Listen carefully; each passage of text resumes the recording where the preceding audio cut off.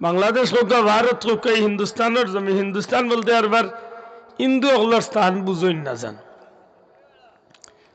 হিন্দু অগলার স্থানের নাম হিন্দুস্তান। আর সিন্ধু একটা নদী আছিল, নদীর ভারত দেশটা হিসাবে খোয়া হইতেগুর হিন্দুস্তান। গত কয়েকদিন আগে বাইলে তর্ক করলাম, ভারতের ইতিহাস সম্পর্কে যদি কেউ জানা যায়, জানতে হইব যে ভারত মুসলমানের দেশ না হিন্দুর দেশ। আপনি এক মুখে হয়তো কই দিবা উঠিয়া হিন্দুর দেশ, জি না।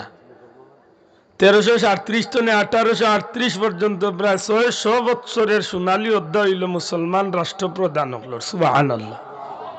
এই ভারত 1838-এর বাতনে ব্রিটিশ আইয়া 1947 পর্যন্ত চালাইছিল। আর 1947-এর বাতনে এখন পর্যন্ত 78 বছর হয়েছে হিন্দু রাজা হলর ভারত। এবার বাল্লা করে ইতিহাস টুকে দেখুন যায়।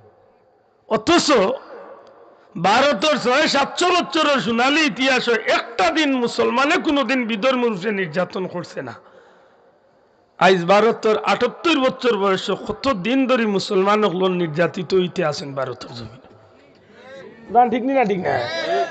এখানে আপনি যে মনোহরাজ যাইন তাইলে একটু খেয়াল করলে দেখবা, ইসলামের মাঝে, ইসলাম ধর্ম যেন মানবতার ধর্ম, ইসলাম ধর্ম যেন আল্লাহর মনোনীত ধর্ম, আল্লাহর জমিনের সবচেয়ে শ্রেষ্ঠ ধর্ম, এর একটা সোনালী অধ্যায় হইল ভারতের ইসলামের ইতিহাস। জুড়ে হোক সুবহানাল্লাহ। খুব দুঃখ লাগে। মাশাআল্লাহ।